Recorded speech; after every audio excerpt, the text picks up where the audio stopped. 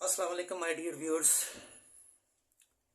Educational system of land के चौथे video के साथ आपकी खिदमत में हाजिर हूं। व्यूअर्स, मैं आपको पिछली वीडियो में बता रहा था कि जो हमारे स्कूल्स हैं वो हमारे बोर्ड की इम्तिहानी यानी कि असेसमेंट पैटर्न की रिक्वायरमेंट के मुताबिक बच्चों को तैयार करते हैं। इसलिए कि सर्टिफिकेशन जो है वो स्टार्ट होती है क्लास 9 से, जिसको कि एक्सटर्नल असेसमेंट कहते हैं। दो तरह की असेसमेंट्स होती हैं, एक इंटरनल और एक एक्सटर्नल। इंटरनल वो होती हैं जो कि स्कूल में 1 से लेकर 2 तक, 1 से 2 में प्रमोट करने के लिए, 2 से 3 में और अप टू 8 तक प्रमोट करने के लिए इंटरनल असेसमेंट्स कहलाती हैं, और एक्सटर्नल स्टार्ट हो जाती है 9th से।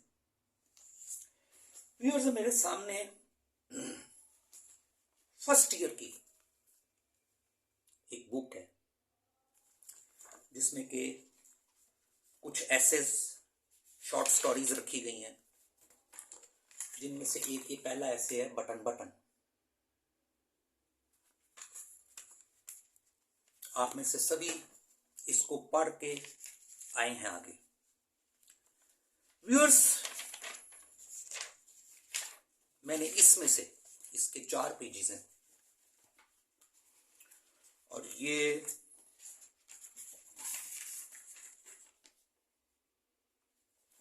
इसका पहला चैप्टर इस बुक का।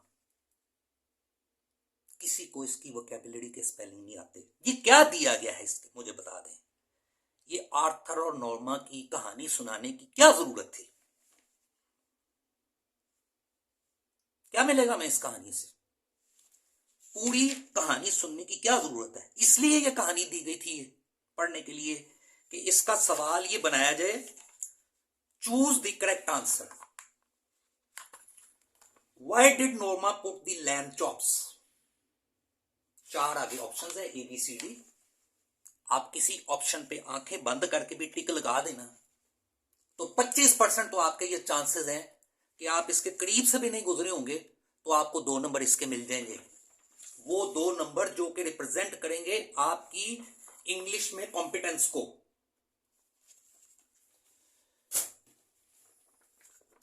इसमें पोइम्स हैं और प्लेज हैं 3। क्या जरूरत है ये प्लेज को पढ़ने की? प्ले को किस लिए पढ़ा जाता है? उसका कोई आइडिया, कंसेप्ट, उसकी थीम लेने के लिए, उसकी वोकैबुलरी लेने के लिए। पोइम्स किस लिए पढ़ी जाती हैं? उसकी वोकैबुलरी जानने के लिए। इसमें कोई पोइम अगर आप निकाल के देख लें, कोई भी आप पोइम ले लें अगर, तो क्या जरूरत है उनको पढ़ने की? मुझे बता दीजिए क्या जरूरत है? In the street of the fruit stalls, in the street of the fruit stalls, क्या जरूरत है इसको पढ़ने की? कि वो गली जिसमें फलों की रेहड़ियां या स्टॉल लगे हुए हैं, इससे हमें क्या फायदा होना आगे जाके? इसके बारे में मुझे कौन से महकमे में नौकरी मिलेगी?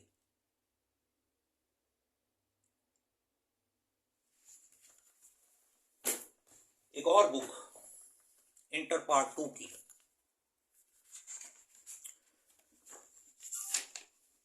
पहला चैप्टर है इसका जी, the dying sun, sir James Jeans का। एक और चैप्टर है on destroying books, J C Squire का। फिर इसमें एक चैप्टर है China's way to progress, hunger and population explosion, the jewel of the world. और एक पार्ट 2 में इसका चैप्टर है first year at Harrow, sir Winston S Churchill का।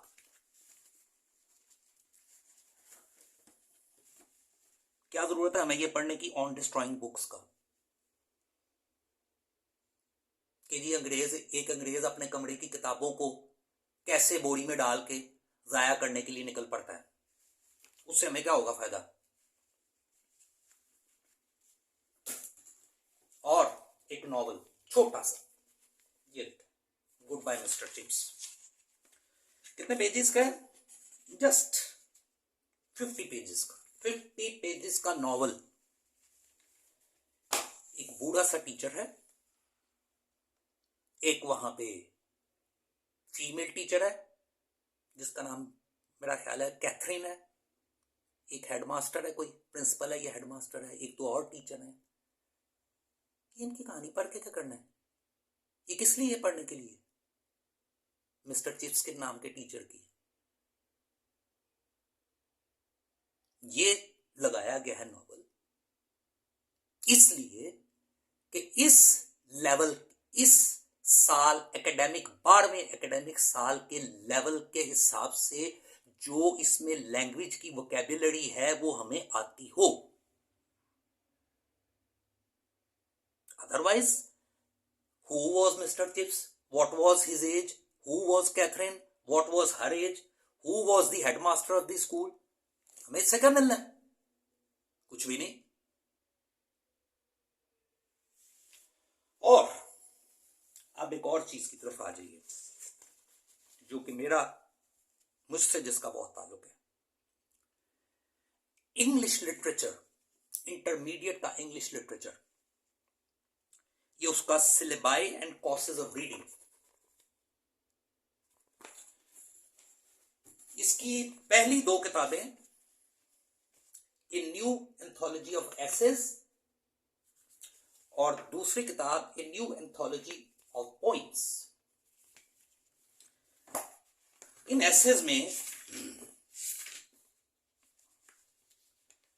पहला एसे है spoon feeding.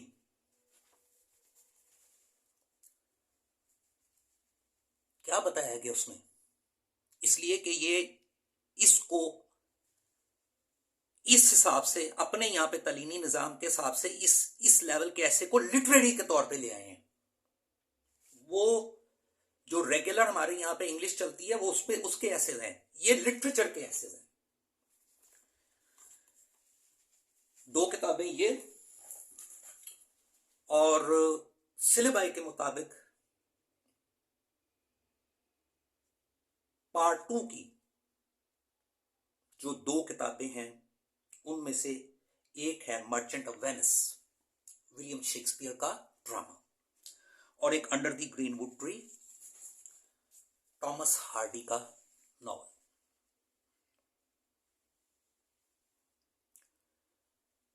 Merchant of Venice की आप असेसमेंट देखें, उसके असेसमेंट के जरा ये देखें, इंटर के पार्ट 2 में उसका इम्तिहानी सवाल जरा चेक करें। ये 20 नंबर का पेपर है, ये 20 नंबर का ऑब्जेक्टिव पेपर इसका। The merchant of Venice is a, आगे 4 ऑप्शंस है, कॉमेडी, ट्रेजेडी, एपिक, पोइम। ये विलियम शेक्सपियर की स्टडी हो रही है। लगा दें जिस पे भी निशान, अगर वो ठीक लग गया ठीक है, 2 नंबर। आप तो लिटरेरी हो गए हैं ये बता के, ठीक है, आप लिटरेरी हो गए हैं ये बता के। अगला भी सवाल देखिए, 2 नंबर का एक सवाल तो और देखिए, हु इज एंटोनियो, 2 नंबर लेके literary. Who is Shylock, who is Portia, who is Jessica, check कर लीजिए। 2014 का पंजाब बोर्ड का, ये लाहौर बोर्ड का पार्ट 2 का पेपर है। और आपका सिलेबाई जो है ना, यहां पे इन 4 किताबों को पढ़ने के लिए ये नीचे रिकमेंड कर रहा है advanced learner's dictionary by AS Hornby, ये वाली, जो कि ऑक्सफोर्ड की डिक्शनरीज में से हाईएस्ट लेवल है। और ये वाला लेवल इंग्लैंड में 11 साल के बच्चों के लिए रिकमेंड कर दिया जाता है। कभी ऑक्सफोर्ड की डिक्शनरीज की लिस्ट चेक कीजिए जाके, ऑक्सफोर्ड प्रिंटिंग प्रेस पे उर्दू बाजार में, और वहां पे हर क्लास की उन्होंने डिक्शनरीज बनाई हुई हैं। थिसॉरस भी है और भी बहुत सी हैं।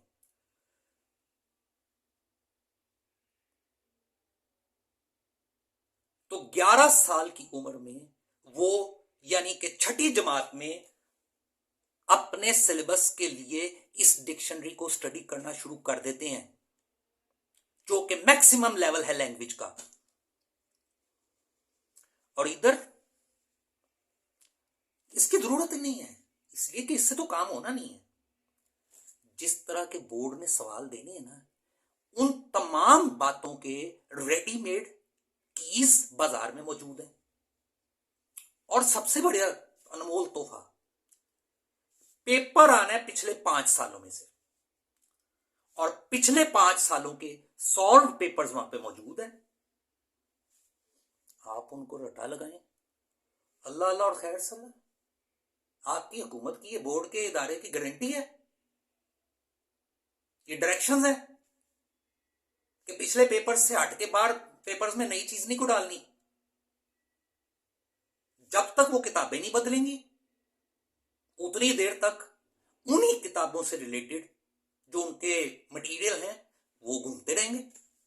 और किताबें तो 25-25 साल तक नहीं बदलनी, 30-30 साल तक नहीं बदलनी।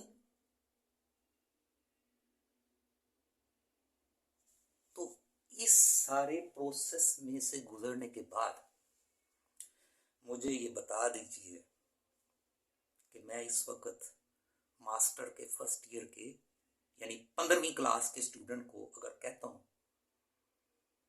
कि यार भाई कोई 200 वर्ड्स का या 150 वर्ड्स का एक टॉपिक लिखें रशियन और यूक्रेन की वॉर के ऊपर, present political situation of the world,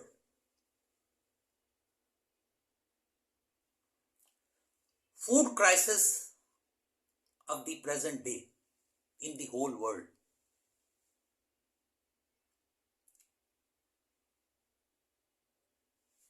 इतना ही लिखें। Describe your brothers marriage in 200 words.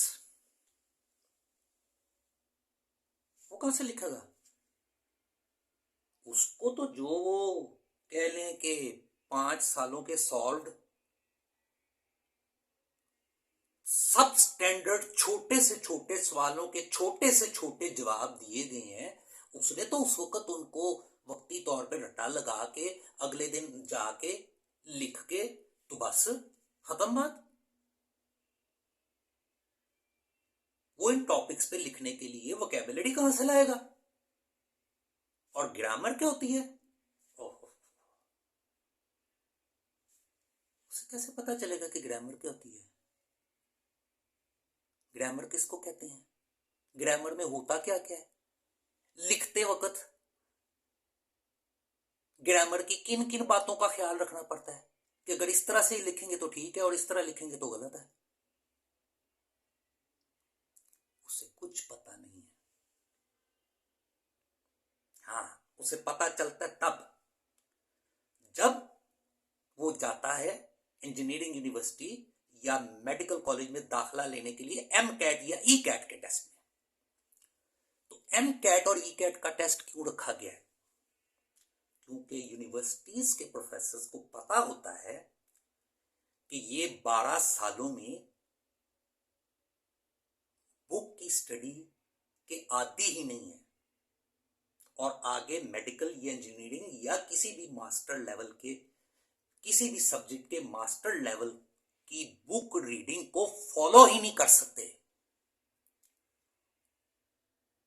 तो उन्होंने इनको टोकने के लिए, इनको रोकने के लिए, होल्ड ऑन करने के लिए कि ये अनट्रेन्ड कम से कम यहां पे आ पाए, उन्होंने इनके आगे एक हल्का सा जो कि इंतहाई माइनर सा टेस्ट है लैंग्वेज का, जिसमें कि माइनर सी ग्रामर है, जिसको कि ई कैट या एम कैट कहते हैं। इंतहाई माइनर और इंफीरियर किस्म की उसमें ग्रामर है, इन्वॉल्व है, जो कि इनके 12 सालों में भी नहीं इन्वॉल्व रही। उन्होंने उसका बैरियर आके लगा दिया कि आओ करो, इसको क्लियर करोगे, इसके मार्क्स साथ अटैच होंगे आपके, वो जो 1100 आप लेकर आए हो बोर्ड में से नंबर पूरे,